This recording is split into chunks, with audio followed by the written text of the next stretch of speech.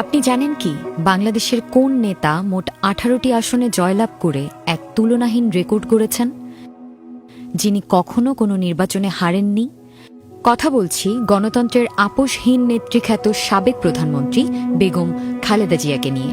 কিভাবে তিনি একজন গৃহবধূ থেকে হয়ে উঠলেন প্রধানমন্ত্রী, সেই ইতিহাসই আজ আমরা জানব। বেগম খালেদা জিয়ার পারিবারিক নাম খালেদা খানম পুতুল। তিনি 1945 সালে দিনাজপুরে জন্মগ্রহণ করেন। তার আদি পৈতৃক নিবাস ফেনী জেলার ফুলগাজী উপজেলার শ্রীপুর গ্রামের মজুমদার বাড়ি। বাবা জনাব ইস্কান্দর মজুমদার ছিলেন একজন ব্যবসায়ী। মা বেগম তৈয়বা মজুমদার ছিলেন একান্তভাবে একজন গৃহিণী। খালেদা জিয়া 5 বছর বয়সে দিনাজপুরের মিশন স্কুলে ভর্তি হন। এরপর তিনি দিনাজপুর সরকারি বালিকা উচ্চ বিদ্যালয় থেকে 1960 সালে ম্যাট্রিকুলেশন পাশ করেন। একই বছর তিনি বাংলাদেশের প্রাক্তন রাষ্ট্রপতি লেফটেন্যান্ট জেনারেল জিয়াউর রহমান বীরুত্তমকে বিয়ে করেন। এরপর থেকে তিনি খালেদা জিয়া বা বেগম খালেদা জিয়া নামে পরিচিতি লাভ করেন। তিনি 1965 সাল পর্যন্ত দিনাজপুরের সুরেন্দ্রনাথ কলেজে পড়াশোনা করেন। জিয়া তখন ছিলেন পাকিস্তান সেনাবাহিনীর একজন ক্যাপ্টেন। তখন দিনাজপুরে তিনি কর্মরত ছিলেন। 1965 সালে খালেদা জিয়া স্বামীর সাথে পশ্চিম পাকিস্তানে যান।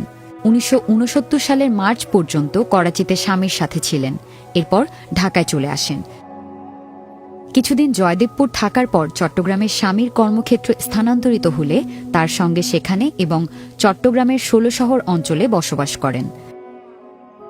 মুক্তিযুদ্ধের প্রারম্ভকালে খালেদা জিয়া কিছুদিন আত্মগোপন করে থাকার পর 16 মে নৌপথে ঢাকায় চলে আসেন। বড় বোন খুরশিদ জাহানের বাসায় 17 জুন পর্যন্ত থাকেন। 1971 সালের 15 ডিসেম্বর পর্যন্ত তিনি ঢাকা ক্যান্টনমেন্টে বন্দী ছিলেন। 16 ডিসেম্বর বাংলাদেশ স্বাধীন হলে তিনি মুক্তি পান। রাজনীতিতে আসার আগ পর্যন্ত বেগম জিয়া একজন সাধারণ গৃহবধূ ছিলেন। মূলত 2 পুত্রকে লালন পালন ও ঘরের কাজ করেই সময় কাটাতেন। জিয়াউর রহমান বাংলাদেশের রাষ্ট্রপতি থাকাকালীনও রাজনীতিতে বেগম জিয়ার উপস্থিতি ছিল না। তবে সবকিছু পাল্টে যায় জিয়াউর রহমানকে হত্যার পর।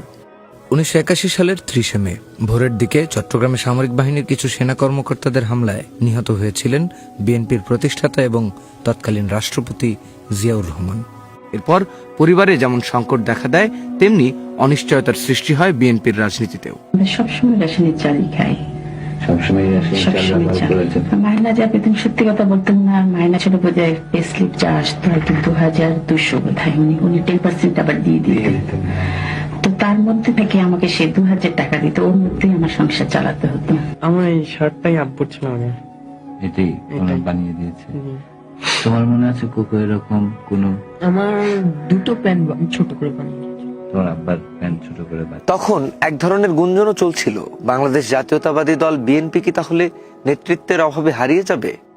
এই প্রশ্নের সহজ সমাধান না পাওয়ার সময়ে উত্তর হয়ে উপস্থিত হলেন বেগম খালেদা জিয়া। এরই মধ্যে প্রেসিডেন্টের পদে বসলেন 78 বছর বয়সী বিচারপতি আব্দুস সাত্তার।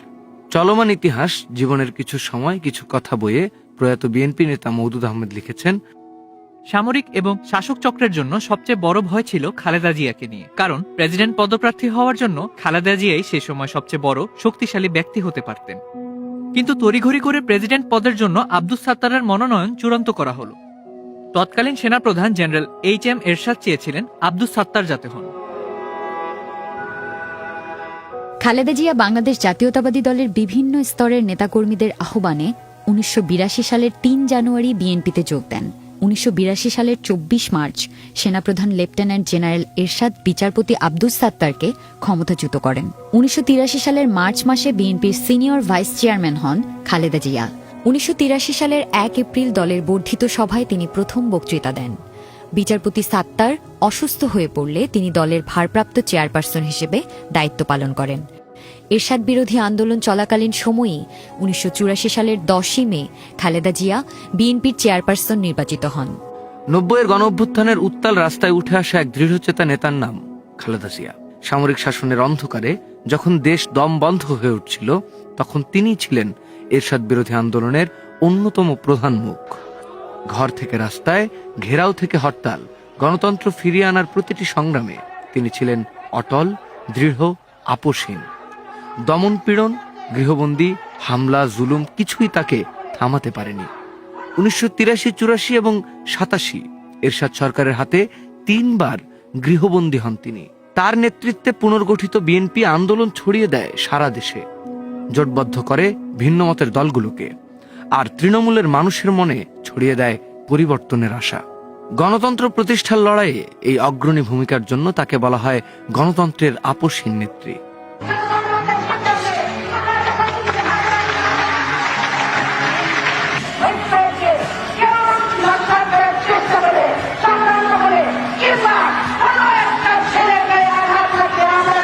খালেদা জিয়া শুধু এক রাজনৈতিক নেতা নন, তিনি এমন এক নারী যিনি কঠিন সময়ের বাংলাদেশকে দাঁড় করিয়েছিলেন গণতন্ত্রের পথের উপর, যিনি রাস্তায় দাঁড়িয়ে মানুষকে বিশ্বাস করিয়েছিলেন যে পরিবর্তন সম্ভব, এবং যিনি নিজের দৃঢ়তা দিয়ে দেখিয়েছিলেন একজন নেতার শক্তি শুধু ক্ষমতায় নয়, জনগণের পাশে দাঁড়ানোর সাহসে।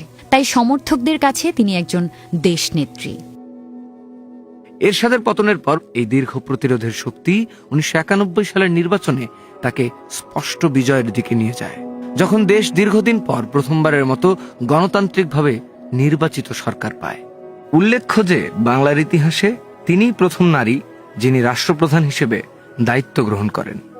এরপরের তথ্য বিশ্লেষণে দেখা যায় তিনি যতবার নির্বাচনে অংশ নিয়েছিলেন ততবার নির্বাচিত হয়েছিলেন। তিনি 1991, 1996, 2001 ও 2008 সালের নির্বাচনগুলোতে মোট 18টি আসনে জয়লাভ করে এক তুলনাহীন রেকর্ড করেছেন। তার আগে বা পরে কোনো প্রার্থী এমন অপরাজিত নির্বাচনী ধারা গড়তে পারেননি, যা বিশ্বের বুকেই বিরল। এই কারণেই ফিরোজার ভাড়া বাড়িতে শয্যাশায়ী থাকা অবস্থাতেও বিএনপি তার নাম ঘোষণা করেছিল ত্রয়োদশ জাতীয় সংসদ নির্বাচনের জন্য, দিনাজপুর 3, বগুড়া 7 এবং ফেনী 1 আসনে।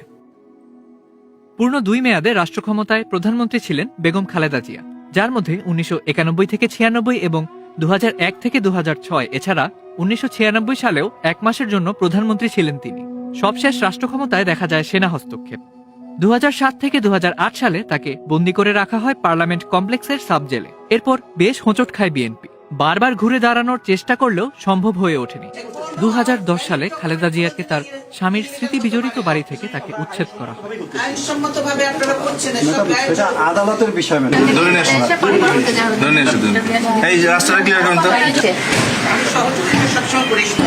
আমি অসংখ্য 2013, 2015, 2020, 2022 বিভিন্ন সময়ে একাধিকবার তাকে গৃহবন্দী করা হয়। তার বড় ছেলে তারেক রহমান 2007 সালে বন্দী ও নির্যাতিত অবস্থায় অসুস্থ হয়ে পড়লে চিকিৎসার জন্য লন্ডনে যান এবং এরপর থেকে যুক্তরাজ্যে অবস্থান করছেন। ছোট ছেলে আরাফাত রহমান 2015 সালে চিকিৎসাধীন অবস্থায় মৃত্যুবরণ করেন। সে সময় ভীষণভাবে অসুস্থ হয়ে পড়েন বেগম জিয়া। এরপর 2018 সালের 8 ফেব্রুয়ারি খালেদা জিয়ার সাজা ঘোষণার পর তৎকালীন স্বৈরাচারী সরকার নাজিমউদ্দিন রোডের পুরনো ও পরিত্যক্ত জেলখানাটিকে বিশেষ কারাগার ঘোষণা করে তাকে সেখানে প্রেরণ করে এবং তিনি ছিলেন সেখানের একমাত্র কয়েদি। জেল হাসপাতাল করে করে তার শারীরিক অবস্থার অবনতি ঘটলেও তাকে উন্নত চিকিৎসার জন্য বিদেশে যেতে দেওয়া হয়নি। 2024 সালে জুলাই অভ্যুত্থানে আওয়ামী সরকারের পতনের পর মুক্তি পান বেগম খালেদা জিয়া। 23 নভেম্বর 2025 রাতে তাকে জরুরি পরীক্ষার জন্য ঢাকার এভারকেয়ার হাসপাতালে ভর্তি করা হয়। 28 নভেম্বর তার শারীরিক অবস্থা আরো গুরুতর ও সংকটজনক হয়ে পড়ে। এক দীর্ঘ সংগ্রাম, আন্দোলন, সফলতা ও সম্মানের জীবনের অবসান ঘটিয়ে আজ কোটি কোটি ভক্তকে কাঁদিয়ে বিদায় নিয়েছেন বেগম খালেদা জিয়া। শুধু একজন নারী নেত্রী হিসেবেই নয়, বাংলাদেশের ইতিহাসের অন্যতম একজন নেতা হিসেবে তিনি অমর হয়ে থাকবেন চিরকাল।